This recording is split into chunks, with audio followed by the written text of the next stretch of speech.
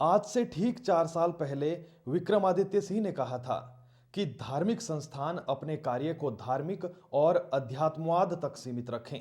ये सबके हित में रहेगा। हम राधा स्वामी और सभी धार्मिक संस्थानों का सम्मान करते हैं, लेकिन धार्मिक कार्यों की आड़ में प्रदेश के हितों को नजरअंदाज हम किसी भी कीमत पर नहीं होने देंगे। उन्होंने ये भी कहा था कि Himachal Pradesh ceiling on land holding act 1972 में इस संस्था के लिए सरकार द्वारा किसी भी तरह की छूट हिमाचल के हित में नहीं है और इस एक मिसाल से प्रदेश में अनेकों ऐसे मसले भविष्य में देखने को मिलेंगे। लेकिन तब विक्रमादित्य सिंह सिर्फ विधायक थे, विपक्ष में थे। आज न केवल सत्ता में है बल्कि एक बड़ा मंत्रालय भी देख रहे हैं और इसी के साथ सही का समर्थन और गलत का विरोध वाली गर्मी कल तपोवन में ठंडी हवाओं के बीच सिकुड़ गई। हिमाचल प्रदेश की आन बान और शान धारा 118 में आखिरकार छेद हो ही गया। जिस आम हिमाचली की चिंता करते हुए प्रदेश के पहले मुख्यमंत्री यशवंत सिंह परमार ने धारा 118 के बारे में सोचा था, अब वो चिंता सत्ता के दम पर धराशायी हो गई। हिमाचल विधानसभा लैंड सीलिंग एक्ट संशोधन बिल पास हो गया तो विपक्षी दल बीजेपी से आप क्या उम्मीद करते? वो तो खुले तौर पर भोटा अस्पताल के बाहर प्रदर्शन कर रहे लोगों के साथ बीते दिनों नजर आए थे। दबी आवाज में जयराम ठाकुर ने कुछ महत्वपूर्ण बातें जरूर कही, लेकिन जिस तरीके से मुर्गे को न्याय दिलाने के लिए विपक्ष ने आवाज उठाई थी, वो आवाज इस मुद्दे पर नहीं सुनाई दी और ध्वनि मत से लैंड सीलिंग एक्ट में संशोधन वाला विधेयक पारित हो जाता है। आप जयराम ठाकुर की बातों को सुनिए, दबी आवाज में ही सही, लेकिन जयराम ठाकुर के चेहरे पर आपको एक डर दिखेगा। उनकी बातों से आपको दूरगामी चिंता नजर आएगी। धर्म खतरे में हो या ना हो, लेकिन धारा 118 जरूर खतरे में है, क्योंकि याद रखिएगा, कोई भी कानून एक संस्था या एक व्यक्ति तक सीमित नहीं रहता है। हैरानी तो इस बात की है कि एक तरफ हम और आप सोशल मीडिया पर जंगली मुर्गे और समोसे पर खूब चुटकियां ले रहे थे, लेकिन ऐसे संवेदनशील और गंभीर मसले पर हम चुपचाप देखते जा रहे हैं। एक तरफ जहां उत्तराखंड के लोग हिमाचल का उदाहरण देते हुए कठोर भू कानून की मांग कर रहे हैं, दूसरी तरफ हम अपने ही सामने अपने भू कानून को कमजोर होता देख मुस्कुरा रहे हैं। आप जयराम ठाकुर की इन बातों को ध्यान से सुनिए और सुनिए मुख्यमंत्री ने क्या कहा, और सुनने के अलावा और कर भी क्या पाएंगे। जो होना था वो हो गया, अब आगे आगे देखिए होता है क्या। हम अपनी ओपिनियन देने के लिए स्वतंत्र हैं और हमने अपनी भाषा में जो रिकॉर्ड पे है वही कहा है जो आपने सुना है, जो रिकॉर्ड पे है। हमने विरोध का शब्द कहा क्या? जानबूझ करके मुख्यमंत्री जी ने इस विषय को जो है वो उसको जो है वो रिकॉर्ड पर उधर से लाने की कोशिश की। मंशा इसमें भी आप राजनीतिक रोटियां सेकने की कोशिश कर रहे हैं। यही मैं दुर्भाग्यपूर्ण है। हम जब कह रहे हमारी उस संस्था के प्रति श्रद्धा है, हमारी आस्था भी है, हमने कहा मदद करने का रास्ता निकालना ये जरूरी नहीं है कि आज ही इसी वक्त निकालना है।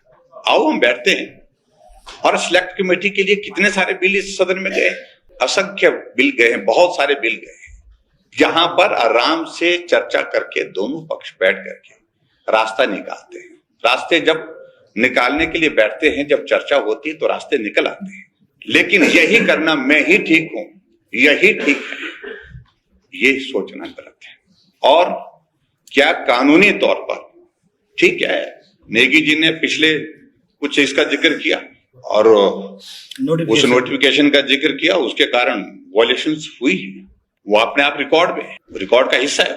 ना आप छुपा सकते ना हम छुपा सकते, लेकिन फिर भी एक पंग सबका यही है कि ना आपने बोला ना हमने बोला। चलो, इस संस्था के प्रति एक हमारा सम्मान है।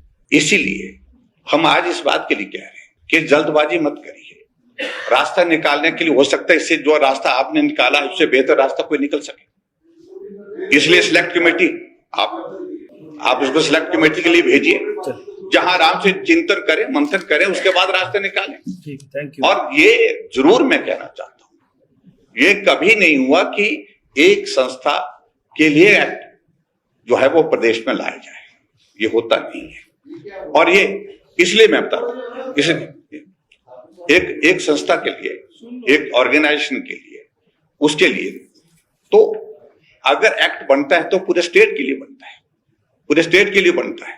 आप बाकी संस्थाओं को उसमें से कैसे बाहर निकाल पाएंगे? ये सारी इंक्लूड है नहीं, उसमें जो इसमें किया है, चैरिटेबल है, जो सारी चीजें, ये चैरिटेबल की संख्या आजकल थोड़ी नहीं रह गई है। ये संख्या बहुत ज्यादा बढ़ गई है, बहुत बड़ी संख्या बन गई है। आप मालूम करो, कांगड़ा में आपके इनके इलाकों में कितनी सारी चैरिटेबल ऑर्गेनाइजेशन वहां पर हो गए, कितने वहां पर जो है हमारे महात्माओं के, संतों के डेरे वहां पर जो है उनके आश्रम बन गए हैं। जब ये दौर शुरू होगा तो बहुत सारी चीजें उसमें होंगी, उनको कैसे करेंगे? मैं उनके नाम नहीं लेना चाह रहा हूं, इसलिए हम इसकी गंभीरता को समझते हैं। लेकिन विशुद्ध राजनीतिक दृष्टि से बातें कहना और जबरदस्ती आप इसका लाभ लेने की कोशिश करिए, आप करिए, लेकिन इस तरह से जो हमने नहीं किया है, नहीं बोला है, उसको आप नहीं बोल सकते। और इसलिए मैं ये कहना चाह रहा हूं कि आप विचार, ये जो हंसने वाले लोग हैं, मुझे लगता है अधिकांश आप इस बिल की पृष्ठभूमि में ना गए हैं, ना समझ पा रहे हैं इस बात। और मैं एक बात मैं कह रहा हूं, आज भी मैं कह रहा हूं, संस्था है, संगठन है, लेकिन उनसे ऊपर मेरे लिए प्रदेश है। प्रदेश हित है कि नहीं है, ये है क्या प्रदेश हित है? इस सारी चीज को लेकर के ये विचार करने का विषय है। और ये नहीं, ये मैं आपको बता रहा हूं, प्रदेश हित सर्वोपरि है। इसलिए हम आपसे कह रहे हैं कि आप कंपैरिजन नहीं कर सकते। आप इंडस्ट्रीज की बात कर रहे हैं, उसकी बात कर रहे हैं, उसकी बात कर रहे हैं, वो अलग, उनके लिए व्यवस्था अलग से है, नियम है उसमें बने, वो उस नियम के मुताबिक किया गया। इसका कंपैरिजन उसके साथ मत करिए। वो आपने भी किए हैं, आपसे पहले रहे मुख्यमंत्री, उन्होंने भी किए, मुकेश जी को पता है, उससे पहले भी किए, लेकिन उसके बावजूद अभी अब जो इस विषय पर हम बात कर रहे हैं, पूरे आदर और सम्मान के साथ, पूरी श्रद्धा के साथ संस्था के प्रति भावनाएं व्यक्त करते हुए, मेरा फिर भी विनम्र निवेदन है मुख्यमंत्री जी से कि आप इसको सिलेक्ट कमेटी को भेजिए और उसके बाद हम इस पर विचार करेंगे। और हो सकता है इससे कोई बेहतर रास्ता निकल आए, और उस बेहतर रास्ते से ना आप पर, ना किसी और पर कोई इस तरह की उंगली, जिस तरह की उंगली नेगी जी पूर्व की सरकार पर उठा रहे हैं, उस तरह की उंगली उठनी नहीं चाहिए। सिर्फ एक ही वजह है क्योंकि ये संस्था इस प्रकार की है, इस संस्था के प्रति आदर है, इस कारण से वो मामला नहीं, लेकिन वायलेशंस रिकॉर्डेड है। अदरवाइज मैं बता दूं, तो इसलिए हम इतना ही कहना चाह रहा हूं कि इसको सिलेक्ट कमेटी को भेजे, जबरदस्ती ना करनी, और जिद जो है किसी चीज के लिए भी अच्छी नहीं होती है, उसका परिणाम अच्छा नहीं होता है। और आदमी का स्वभाव अभी चाहिए, इसी वक्त चाहिए, ये भी अच्छा नहीं है। सब्र करिए, संयम रखिए। और जो शब्द अध्यक्ष महोदय, जो शब्द उन्होंने विरोध के कहे हैं, विरोध के शब्द हमने ना यहां से कहे हैं, मुख्यमंत्री जी ने कहे, वो एक्सपंज करें प्लीज। मैं कांग्रेस के सभी विधायकों का धन्यवाद करता हूं, जिन्होंने वॉइस बोर्ड से राधा स्वामी सत्संग ब्यास के एक चैरिटेबल संस्थान जो चल रहा है उसके लिए भूमि स्वीकृत करवाने का कानून पास किया। मुझे दुख होता है भारतीय जनता पार्टी के जितने भी सदस्य हैं कि उन लोगों ने हाँ के हाँ में ना मिलाकर दो मुही बात की। अगर हाँ में भी मिला लेते, अगर विरोध नहीं करते तो भी अच्छा होता। इससे भारतीय जनता पार्टी की कथनी और करनी का पता लग रहा है। तो ये जितने 28 विधायक बैठे हुए थे यहाँ, उन्होंने इस बिल का पक्ष नहीं लिया है और एक किस्म से साइलेंस विरोध किया है। हिमाचल प्रदेश के सभी विधायकों का इनका समर्थन करना चाहिए, यही मैं कहना चाहता था, लेकिन भारतीय जनता पार्टी के विधायकों ने इसका समर्थन नहीं किया। ये बड़े दुख की बात है।